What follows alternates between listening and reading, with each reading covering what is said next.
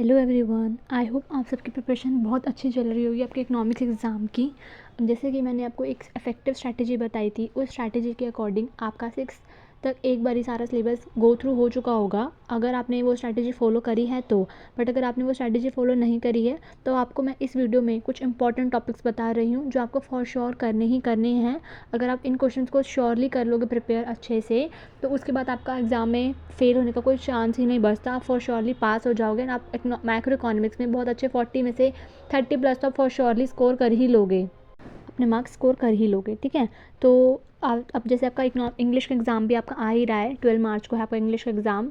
तो आपको उस इंग्लिश के एग्ज़ाम को निगलेक्ट नहीं करना, क्योंकि आप DU में जाओगे या कोई भी आपको स्कूल यूनिवर्सिटीज़ में जाओगे तो आपको इंग्लिश के मार्क्स बहुत ज़्यादा इंपॉर्टेंस दी जाती है। तो आपको इंग्लिश के मार्क्स को भी निगलेक्ट नहीं करना है। और इंग्लिश एक ऐसा सब्जेक्ट है जो आप चैप्टर्स को एक बार ही गो थ्रू कर लोगे। अब उसके लिए भी ना ट्रिक्स होती है, मतलब अगर आप सबको वो चाहिए ट्रिक्स कि मैं इंग्लिश के लिए भी बताऊँ कि कैसे मैम हम लास्ट डे में अपना सिलेबस कवर कर सकते हैं, या आप कुछ भी चाहते हो इंग्लिश के रिगार्डिंग, तो मैं इंग्लिश के रिगार्डिंग भी आपको एक वीडियो बता दूंगी। अगर आप चाहते हो तो मुझे कमेंट करके बता देना।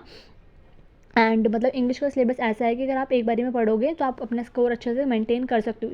इसको प्रैक्टिस की नीड होती है, मतलब थोड़ी बहुत ही एफर्ट्स चाहिए होते हैं, इतने ज़्यादा एफर्ट्स भी नहीं चाहिए होते और बहुत मतलब निगलेक्ट भी नहीं करना आपको। ठीक है, तो इंग्लिश के लिए आप 7 से स्टार्ट कर देना अपनी प्रिपरेशन। 7 से लेकर 11 तक मोर देन इनफ रहेंगे। 7, 8, 9, 10, 11 डेज़ आपके लिए, मतलब इतने दिन 4-5 दिन आपके लिए बहुत रहेंगे इंग्लिश के एग्ज़ाम के लिए। ठीक है, तो आपको इस अपनी अगर स्ट्रैटेजी फॉलो करिए तो आपका हो चुका होगा सिलेबस।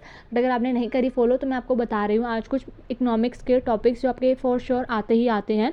उन क्वेश्चंस को तो, उन टॉपिक्स को तो आपको बिल्कुल भी स्किप करना ही नहीं है, क्योंकि CBSE के फेवरेट टॉपिक्स हैं ये सारे। इसमें से ही क्वेश्चन रिपीट होकर आते हैं बार बार ही।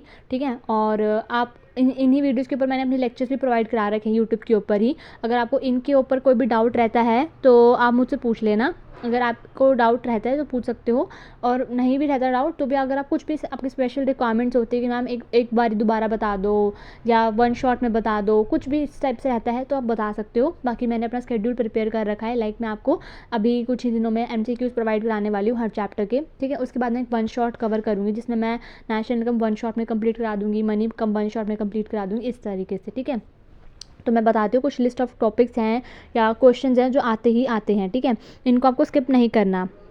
सबसे पहले स्टार्ट करते हैं हम अपना नेशनल इनकम से। ओके, नेशनल इनकम में आपका देखो स्टॉक वर्सेस फ्लो का क्वेश्चन इज़ लाइक ऐसा है कि आपका 3 सेट होता है ना, सेट 1, सेट 2, सेट 3, 3 सेट में है ना, तीनों में से किसी एक सेट में मिलता ही मिलता है। मतलब जो ये डिफरेंस वाले क्वेश्चन है basically, stock versus flow, final versus intermediate, capital versus consumer, तो मतलब ये किसी किसी सेट में देखने को मिलेगा।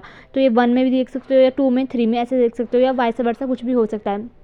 तो आपके क्वेश्चन 3 मार्क्स में जनरली आते हैं, और मैंने आपको ये प्रोवाइड करा रखे हैं फर्स्ट वीडियो के अंदर ही, क्योंकि मुझे पता है वो क्वेश्चन मैंने फर्स्ट वीडियो अपनी स्टार्ट ही इस तरीके से करी थी कि भाई जो बच्चों ने कुछ नहीं पढ़ा अगर वो इन क्वेश्चंस को कर लेते हैं तो उनके मार्क्स, मतलब उनके पास पास होने के होप हो जाती है। ठीक है, जैसे बहुत सारे बच्चे होते हैं जो टॉपर्स होते हैं, जो अपना सारा सिलेबस इस टाइम तक पूरा कर ही चुके होंगे, उनके दिमाग में बैठ चुकी होगी पूरी इकोनॉमिक्स, तो वो टॉपर्स की कैटेगरी होते हैं। बट कुछ बच्चे ऐसे होते हैं जो एवरेज होते हैं, जो पेपर के डेज में ही पढ़ लेते हैं एंड दे स्कोर वेल। ठीक है, बट कुछ बच्चे ऐसे होते हैं जो बिल्कुल भी नहीं पढ़ते, जिनको इंटरेस्ट नहीं है, they only want to pass the exam. Pass करना है, ये हमारे जो पास करने के टॉपिक्स मैं आज आपको बता रही हूँ। पास करने वाले भी हैं टॉपर्स, तो इनको स्किप करते ही नहीं है, तो आपको इन टॉपिक्स को बिल्कुल स्किप नहीं करना। ठीक है, ये 3 टॉपिक समझ में आ गए, stock versus flow, final good versus intermediate good, capital and consumer goods आ जाते हैं आपके। ठीक है, फिर जो है नेशनल इनकम के मेथड, जो 3 मेथड है हमारे, value added, income and expenditure method, इनके फॉर्मूलाज आपको लर्न करने हैं। इनके ऊपर न्यूमेरिकल्स आते हैं, कभी कभार वो इनकम मेथड के ही न्यूमेरिकल पूछ लेते हैं, कभी एक्सपेंडिचर के या कभी कुछ भी वैल्यू एडेड के, तो आपको न्यूमेरिकल आता है। और मैं आपको यही सजेशन दूंगी, आपका अगर और में ऑप्शन आता है ना, लाइक ऊपर कोई थ्योरी वाला क्वेश्चन है एंड नीचे आपको न्यूमेरिकल दे रखा है, तो try to go with numerical. Numerical आपको जब ही करना है जब आपको फॉर्मूला अच्छे से आता है, आपको कन्वर्जन आता है, आपने प्रैक्टिस कर रखी है काफ़ी अच्छी न्यूमेरिकल्स की, तो आप न्यूमेरिकल्स चूज़ करना, क्योंकि न्यूमेरिकल्स में मार्क्स कटने के चांसेस बहुत कम होते हैं। लाइक वो आपकी सिली मिस्टेक हो जाएगी अगर, तो मार्क्स कट जाएंगे, या अगर आपने करोड़ थाउजेंड्स वगैरह नहीं लिखा तो मार्क्स कट जाएंगे, अदरवाइज उसमें मार्क्स कटने के चांसेस नहीं है। बट अगर थ्योरी वाला क्वेश्चन आता है तो उसमें चांसेस हो जाते हैं कटने के, लाइक हाफ मार्क्स वो कट कर लेते हैं किसी भी XYZ रीज़न से, अगर उनको कीवर्ड नहीं दिखा कुछ भी तो वो स्किप कर लेते हैं। ठीक है, precaution of all these methods, इन सब की प्रिकॉशंस भी आ जाती है 4 मार्क्स में जनरली या 3 मार्क्स में। ठीक है, नॉमिनल वर्सेस GDP, ठीक है, GDP deflator, limitations of GDP as welfare. जो GDP डिफ्लेटर है, मैंने इसका लाइक एक थ्योरी में मेंशन कर रखा है फर्स्ट वीडियो या सेकंड वीडियो में, बट मैंने इसका फॉर्मूला भी शायद लिख रखा है, नहीं लिख रखा, I don't remember exactly, but मैंने न्यूमेरिकल बोला था मैं कराऊंगी, तो वो मैं शॉर्ट में, अगर आप चाहते हो तो मैं वो करा दूंगी शॉर्ट में वीडियो में। और एक limitations of GDP as welfare, this is also very important question, like 4 to 5 times आपका बैक टू बैक क्वेश्चन में कवर हो रखा है, ठीक है। और आइटम्स इंक्लूडेड और एक्सक्लूडेड भी मैंने करा रखा है, और उस वीडियो में मैंने ट्रिक भी बता रखी थी आप कैसे इस तरीके से लर्न कर सकते हो कि आपको पेपर में भूलने की कोई चांस ही ना रह जाओ। एक क्वेश्चन मैंने यहाँ पे लिखना भूल गई, वो मुझे अभी इसको रिकॉर्ड करते वक्त ही याद आया, circular flow of income. Circular flow of income भी आपका क्वेश्चन आता ही आता है, सर्कुलर फ्लो, ठीक है, वो अभी आपको स्किप नहीं करना है, ठीक है। तो ये हमारे टोटल नेशनल इनकम के क्वेश्चन है। अब इस आप देखोगे कि इस यूनिट में टोटल कितने टॉपिक्स बन गए, 1 2 3 4 5 6 7 8 9 10 टॉपिक्स बन गए, और आपकी ये यूनिट 10 मार्क्स की कवर करती है, मतलब कि एक 6 मार्क्स का क्वेश्चन आता है आपका इसमें से, एक 3 मार्क्स में आता है क्वेश्चन, और एक या 2 आपके इसके न्यूमेरिकल वो MCQs आते हैं। तो आपको इस यूनिट को बिल्कुल भी स्किप नहीं करना, और ये बहुत स्कोरिंग यूनिट है, लाइक आप एक बार सुनोगे ना, आप बोलोगे कि भाई मैं इसको क्यों इग्नोर कर रही थी या क्यों इग्नोर कर रहा था, बहुत ईजी यूनिट है, ठीक है। सेकेंड हमारी चैप्टर है मनी। मनी से आपके सिर्फ 3 क्वेश्चन ही मोस्ट प्रोबेबली रिपीट होते हैं।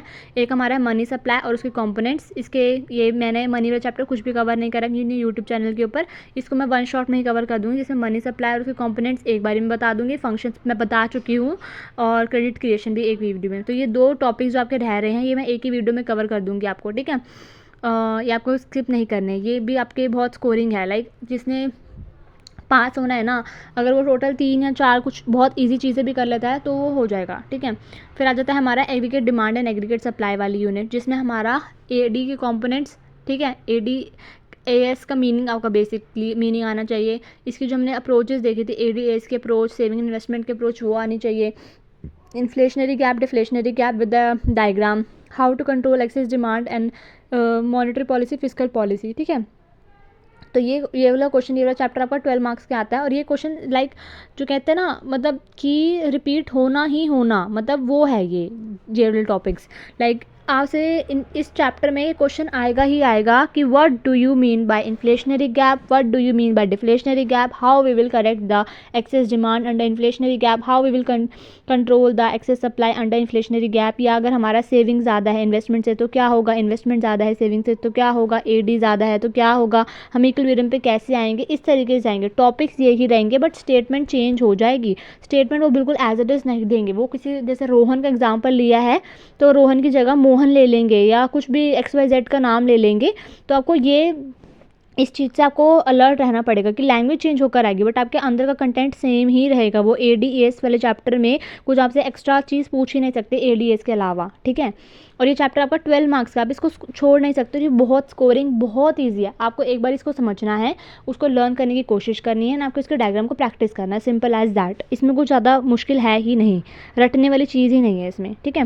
फिर आ जाता है हमारा गवर्नमेंट बजट वाला चैप्टर, जो लास्ट के ये 3 चैप्टर है ना, आपके जो 3 चैप्टर है ये आपके लिए इतने स्कोरिंग हो सकते हैं, इतने स्कोरिंग हो सकते हैं कि अगर किसी बच्चे को न्यूमेरिकल्स में डर लगता है, या कोई लर्न नहीं कर, ज़्यादा मतलब डिफ़िकल्टी लगती है ना किसी भी चीज़ में, तो अगर वो इन 3 चैप्टर को कर लेता है वो पास हो ही जाएगा, ठीक है। आपको गवर्नमेंट बजट में से क्या लर्न करना है, objectives of government budget, like this is the most important and most favourite topic of CBSE।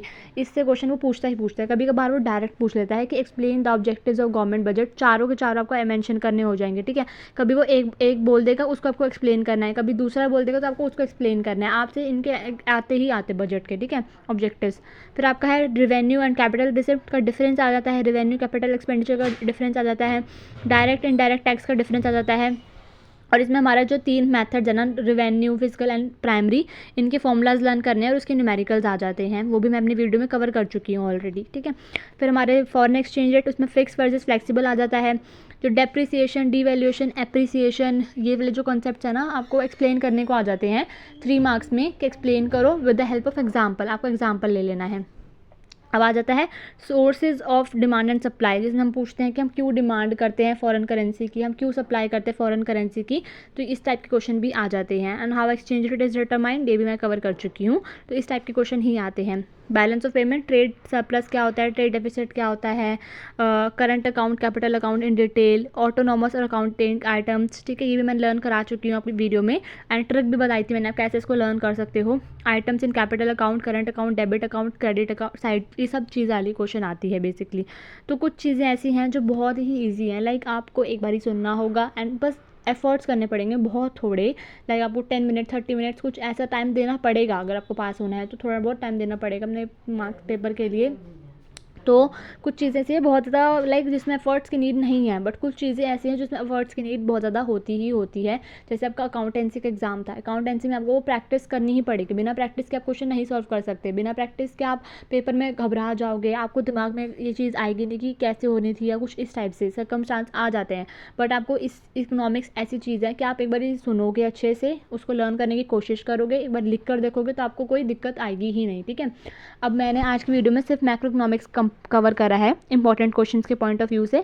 कल मैं इंडियन इकोनॉमी के क्वेश्चंस कवर करूंगी वीडियो में, एंड उसके बाद से हम एमसीक्यू स्टार्ट करेंगे, ठीक है। एमसीक्यूज़ भी बहुत इंपॉर्टेंट रोल है, डायरेक्ट 20 मार्क्स है आपके एमसीक्यूज़ के, तो आप उसको भी निगलेक्ट नहीं कर सकते। और एक बच्चे का भी कमेंट आ रखा था मेरे पास कि मैम एमसीक्यूज़ कवर करा दूँ, तो एमसीक्यूज़ भी मैं कवर करा दूँगी, आप टेंशन मत लो। आपको सिर्फ जितना मैं बोलती जा रही हूँ ना पढ़ने के लिए, आप सिर्फ उतना पढ़ते जाओ, आप उस चीज़ को इग्नोर ही मत करो। आप बाकी कोई भी फ्रेंड बोल रहा है ना कि अरे ये क्या पढ़ रहा है तू, या अरे ये तो आएगा नहीं, या मेरे टीचर ने ऐसा बताया, मेरे टीचर ने वैसा बताया है, तो आपको उस चीज़ को इग्नोर करना है, आपको सिर्फ अपनी प्रैक्टिस के ऊपर फोकस करना है। क्योंकि उन बच्चों को भी नहीं पता कि क्या आएगा क्या नहीं आएगा, आपको भी नहीं पता क्या आएगा क्या नहीं आएगा, बट जो टीचर्स होते हैं उनको पता होता है क्या आएगा क्या नहीं आएगा। टॉपिक्स यही रहते हैं सबके, बस थोड़े बहुत एफर्ट्स अलग होते हैं, किसी का पढ़ाने का तरीका होता है। आजकल जब मैं देख रही हूँ कि भाई सारे टीचर्स हैं जितने भी, वो डिजिटल वे में पढ़ा रहे हैं। जैसे मैं डायग्राम बनाने में बता रही थी आप सबको कि मुझे डायग्राम बनाने में थोड़ी डिफिकल्टी आ रही थी, मैं वर्ड वे में ले नहीं पा रही हूँ, बट कुछ टीचर्स हैं जिनके पास मॉडर्न टेक्नोलॉजीज़ हैं and they are good with that. तो अभी मैं इतनी स्किल्ड नहीं हूँ कि मैं, ना मेरे पास इतने रिसोर्सेज अवेलेबल हैं कि मैं ऐसे तरीके से पढ़ाऊँ आप सबको, बट मैं अपनी तरफ से पूरे एफर्ट्स कर रही हूँ आप सबको पढ़ाने के लिए। मैं इंपॉर्टेंट चीज़ें भी कवर कर रही हूँ, टॉपिक्स भी कवर कर रही हूँ, मैं शॉर्ट ट्रिक्स भी बता रही हूँ कि आप कैसे लर्न कर सकते हो। तो बाकी तो आपके ऊपर है कि आपको कैसे पढ़ना है कैसे नहीं पढ़ना है। मैं उन टीचर्स की बुराई नहीं करी, वो तो बहुत स्किल्ड बहुत अच्छे टीचर्स हैं। इवन कुछ टीचर्स ऐसे भी हैं जिनसे मैंने खुद पढ़ा था अपने टाइम पर, एंड अब मुझे काफ़ी टाइम हो गया है, बट स्टिल मैंने उनको ऐसा वो नहीं करा कि कभी वो मेरे लिए कंपटीशन है या कुछ भी नहीं। वो कंपटीशन तो मैं उनके आगे कुछ हूँ ही नहीं, मतलब इस चीज़ को तो बिल्कुल ही बेकार वाली बात है कहने वाली। तो हम अपने इसी बात पे ध्यान रखते हैं कि हमारा सिलेबस है, ये टॉपिक ऐसे हैं कि अगर आप अभी भी पढ़ना स्टार्ट करते हो तभी भी आप अपना स्कोर अच्छा कर सकते हो अचीव।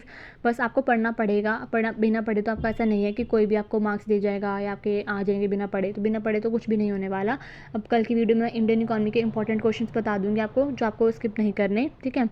बाकी आप अपने क्लासमेट्स के साथ शेयर करना, आपकी कोई भी मैसेज है कि आपको मैम इस तरीके से समझा दो या कुछ भी आपका है, तब कमेंट करके मुझसे पूछ सकते हो। मैं आपको ज़रूर हेल्प करूँगी, मैं ज़रूर रिवर्ट करने की कोशिश करूँगी, कोशिश क्या मैं ज़रूर रिवर्ट ही करूँगी। मैंने किसी की मैसेज को ऐसा नहीं करा कि मैं इग्नोर कर रही हूँ या कुछ भी, ठीक है। बाकी आप सब शेयर करना, मेरे चैनल को सब्सक्राइब करना, ज़्यादा से ज़्यादा कमेंट करके बताना कि आपको वीडियोज़ कैसी लग रही कैसी नहीं लग रही, and follow for more content. Thank you so much.